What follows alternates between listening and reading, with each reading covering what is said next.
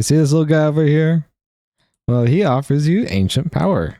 And let's talk about why you should or shouldn't take him up on this. Let's start off with what ancient power gives you.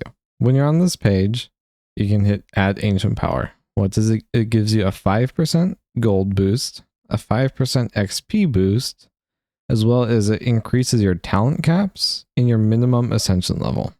Your talent caps is when you are looking at your ascension level, and here it says 999 for me.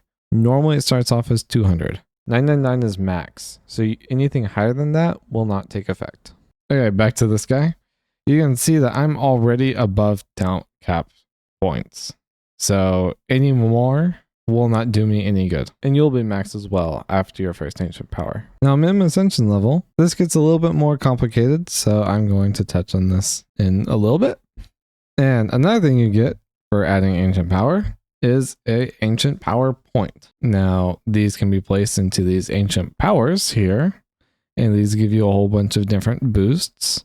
The most common ones that people go for first would be ancient destruction, increases your defense power. Ancient fortification increases your defense health. Ancient defense critical chance, ancient defense critical damage. Ancient strikes, which is your defense range. You also get this badge next to your name, and this is pretty cool. And other people in game will be able to see this badge and see that you've done ancient power. And the badge gets increased the more times you do ancient power. So it's kind of a flex. Now, also what happens when you ancient power is that all of your gear will be downgraded to chaos level, and all of your shards will be downgraded to level 0. Now the shards, however, if you upgrade them to max level and then guild them, and the way guilding works is if you have 10 of the same shard, you can select all 10 and it will make it gilded.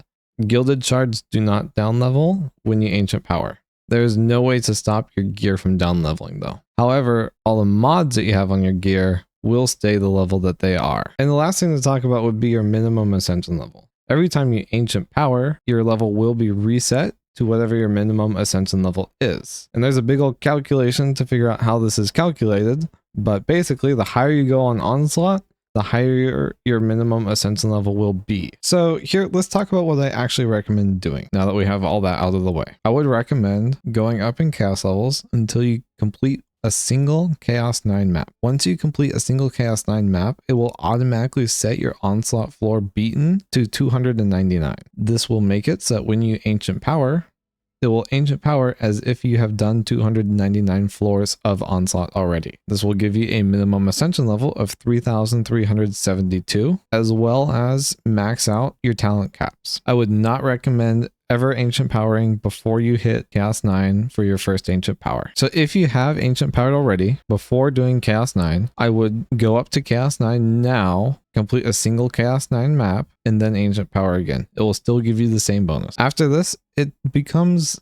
not really very necessary to ancient power anymore. It really depends if this is the type of grind that you enjoy. It is not the type of grind I enjoy, so I don't do any more after this. But here's what I told my friend after he got done with this. I told him, work your way up to about Chaos 7. That's about where you will have done the onslaught floors necessary to have to ancient power again. Once you are at that point, decide, do you enjoy working your way up from campaign? If it is something that you enjoy doing, then go for it. But for me and him both, it is not something that we enjoyed. So I told him, all right, let's just build back up. And now we don't have to worry about doing ancient power again. Later on down the road, once we have fully maxed out gear, gilded shards, and I'm kind of looking for something else to do in the game, then yeah, we might consider grinding some ancient power out. But it is not something that is necessary to do, only if you enjoy doing it. Otherwise, it is way too much of a grind. As a quick recap, complete Chaos 9 one time, ancient power, and then decide,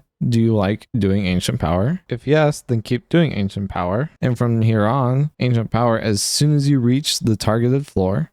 If you don't like doing ancient power, then don't do ancient power. You're good. It's not necessary. With that, I hope you have a good day. Let me know in the comments if you have any questions, and I will make sure to get back to you.